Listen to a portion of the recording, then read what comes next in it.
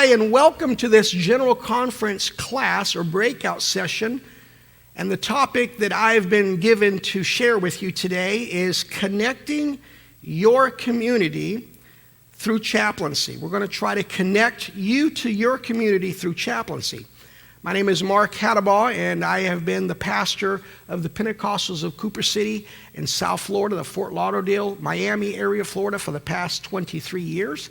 I have been the senior chaplain of the Miramar Police Department here locally for over 16 years now, and also with the Miramar Fire Department. I'm the chaplain for them, and I serve as a non-certified chaplain for the FBI big station down here in South Florida. I serve as the director of the Occupational Chaplains Association for Police and Fire. I serve under the direction of Reverend Bill Dillon and under the direction of Brother Dan Batchelor of the Educational Division of the United Pentecostal Church International.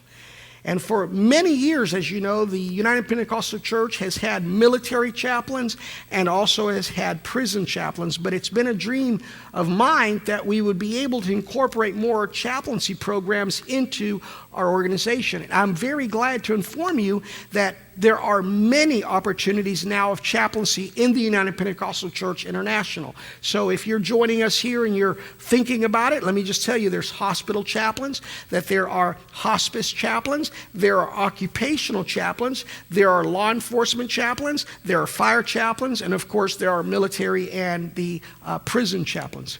But I would encourage any one of you that is interested in the chaplain ministry to contact us through our website. That's www.ocachaplains.com, ocachaplains.com.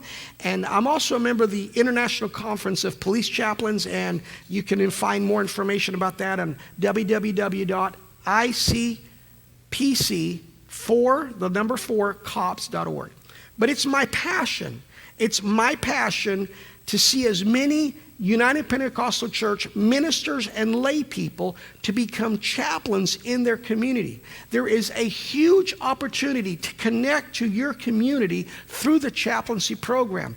I myself am a witness of how many times that I have been involved in situations and involved with leaders in our community that I would never have been involved with had it not been through the chaplaincy program. In my case, as a police chaplain or fire chaplain, I'm called at 7 days, 24 hours a day, in the night, in the middle of the daytime, and my phone is always available because I am on call to be there when people are hurting, when people are needing, and when our officers are in danger. Now, as it is my passion, I want to see these chaplains raised up in the United Pentecostal Church. And from all religious backgrounds, you know that there can be people serving in so many different areas. So now the key is this, and this is one of the hardest things for us to understand as people that are evangelistic thinking, is this: that we are not there to proselyte for our church. I have police officers in my church. I have my boss was here at church with her 2 children on Sunday, and I thank God for that, my boss at the police department. And certainly I want them to come. And yet the idea is this, that you want to be the light. The Bible says, let your light so shine. I was at the station, and probably the least person that you would even imagine as interested in God in any way. Very, very worldly in all of their conversation, very worldly in their lifestyle, and many other things that were not going to give you the impression that they were interested in God. She said this, she says, I need to talk to you. She says, listen, I have to tell you this. I don't go to church, and I don't know a lot about God. But she said, but if I were ever go to church, I would go to your church. And to me, that was the great win of my involvement in the chaplaincy program. I want my light to shine there. So during these times, can I just tell you, during the times that you and I are living in, spiritual support by a trained chaplain can make a world of difference. Folks, you don't need me to remind you of all of the turmoil that's going on, especially in the police department, where the morale is at an all-time low. If you have a passion to provide emotional and spiritual support to those that are serving on the front lines, can I just say chaplaincy is for you. The chaplaincy ministry provides a unique opportunity for men and women to serve in various secular environments, responding to people who long to be cared for in their time of crisis. This is what I love. Every time I'm getting called, it's calling me into a situation where people are hurting, where people are looking for answers, when people are in darkness and they're looking for the light. And guess what we're bringing to them? We're bringing them the answer. Jesus is still the answer. And there's so many areas that come into the realm of chaplaincy services that you're able to perform. Now, law enforcement, can I just focus on those for just a moment? Law enforcement, fire chaplains do some of these things. Just to give you an idea, if you had not considered that, or if you consider it, but we counsel law enforcement officers, firemen, and we counsel their families. We talk to them, and we counsel the families of the law enforcement. Members of the police or fire are always needing spiritual guidance, whether they admit it or not. They do, because they're in very precarious situations. And so we visit the sick or injured officers and firefighters and department personnel in their homes or hospitals when they're sick or when they're needing it. We make death notifications and provide assistance to victims and serve as part of the department's crisis response team and assist in suicide incidents and serve a liaison with other clergy in the community. And we offer prayers at special occasions as recruiting, graduations, awards, ceremony, dedications of buildings, or even in the city hall meetings that are taking place. And so today, I want to give you, maybe this is a better way to say, a summary focus for police chaplains and why we serve, or better said, even my focus. Number one, this is how I view the police chaplaincy or the fire chaplaincy. As police officers, I tell them this. Number one focus, my number one reason for being there or meeting them is for the police officer and his family. You're my number one focus. So I'm here for you. I'm here to help you, to guide you. I've done marriage counseling. I've done premarital counseling. I've helped them with their children. It's an amazing thing. I was at a restaurant not long ago, and 3 kids that I had been working with their family and actually taught them a whole Search of Truth Bible study to them and their family. There's 5 kids, and when I taught them, they were younger, so of course you know how fast kids grow. And I'm walking into this restaurant, and I hear these 5 kids scream out, "Uncle Happy!" That's what they call me, Uncle Happy. "Uncle Happy!" And all the police officers that were the friends of the family going,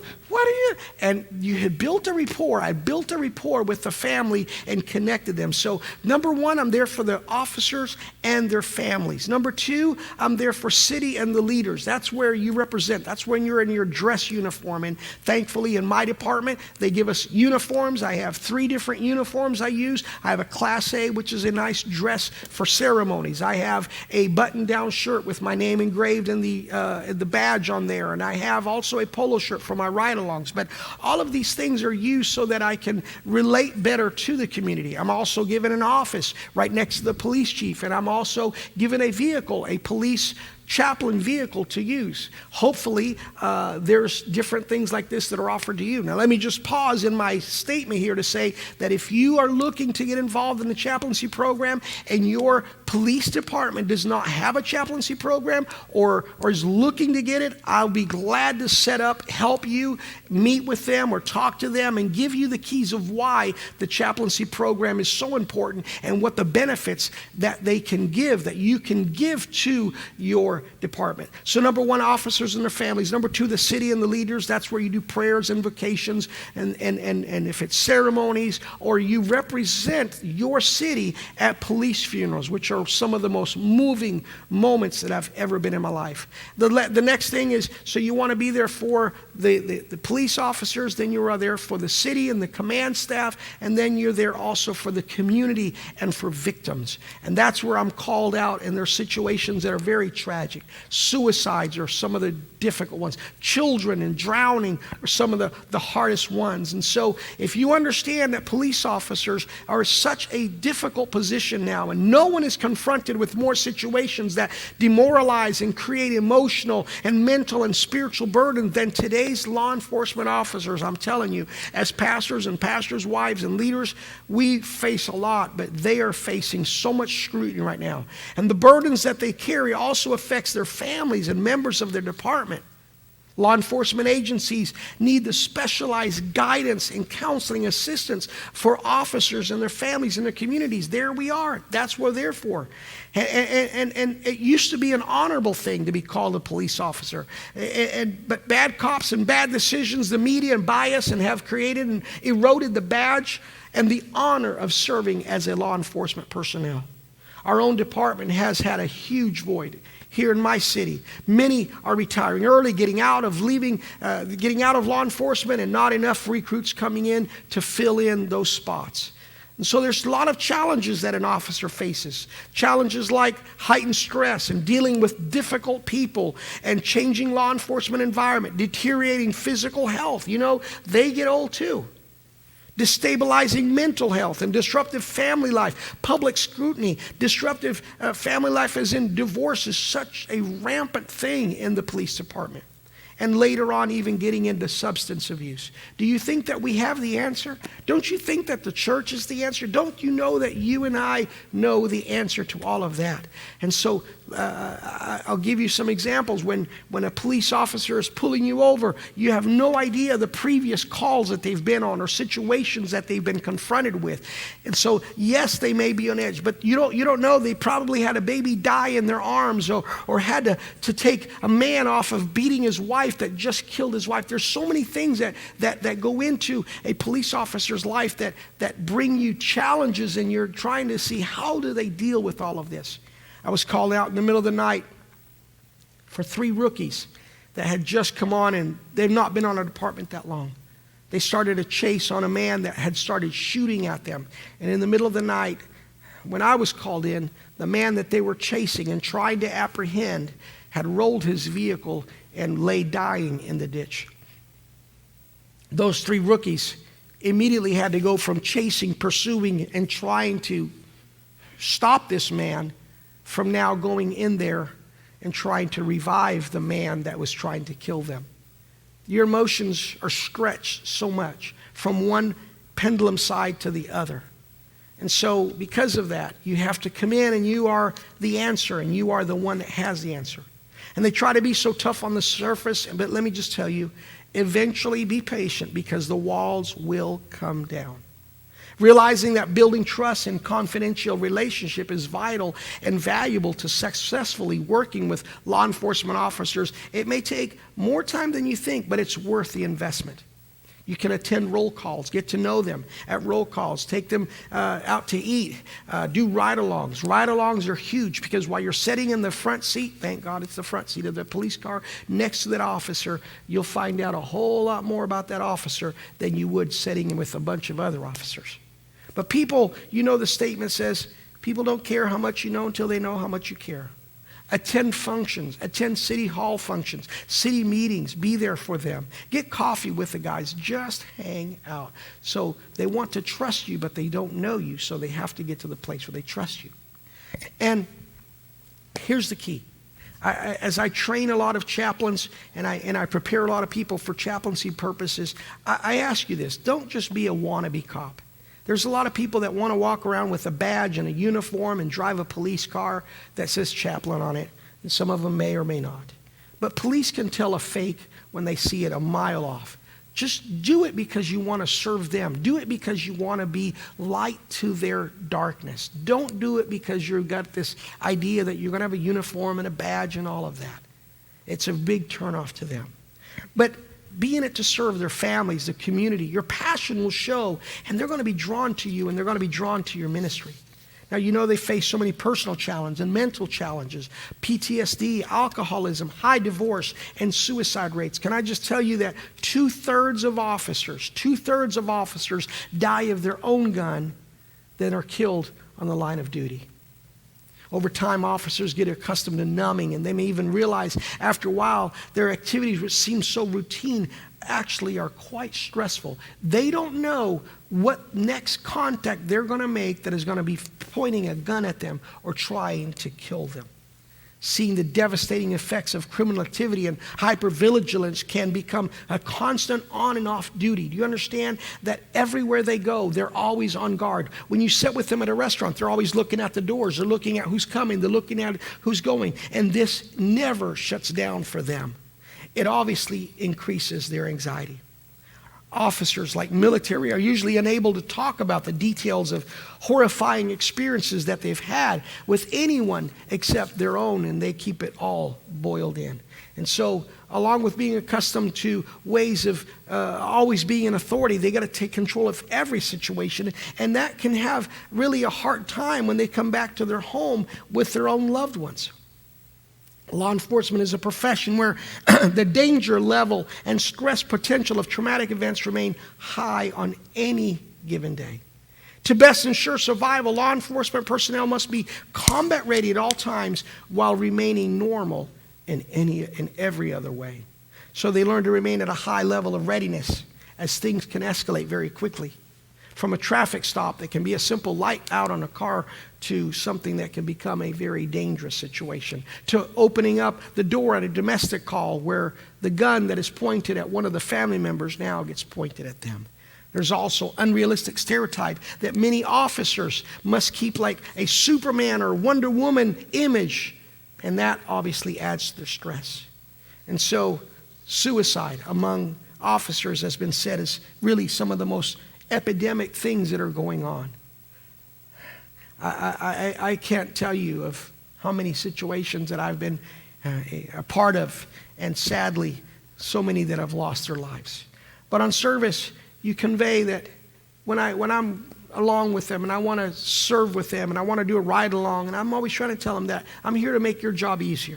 I'm just extra eyes and ears. You focus on your job. Don't worry about me. I don't want to distract you. We're both going home tonight.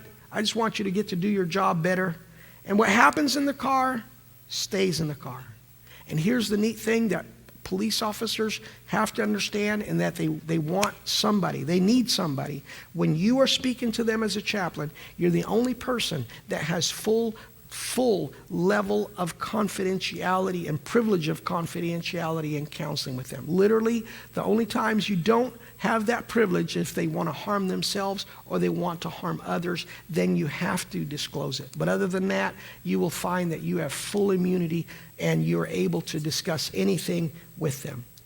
And so I can tell you the many times that I've been with police officers. Recently, I was on a situation of national news. It was on national news. I know that you heard about it. It was down here in South Florida.